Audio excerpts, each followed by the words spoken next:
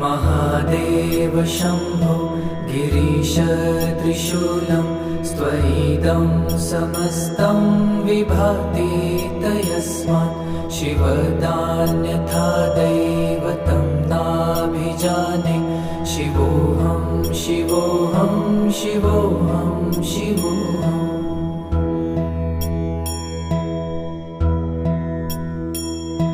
यतो जयतेदं प्रपञ्चं विचित्रं स्थितिं याति यस्मिन्नेकान्तमन्ते सकर्मादिहीनं स्वयं ज्योतिरात्मा शिवोऽहं शिवोऽहं शिवोऽहं शिवोऽहम्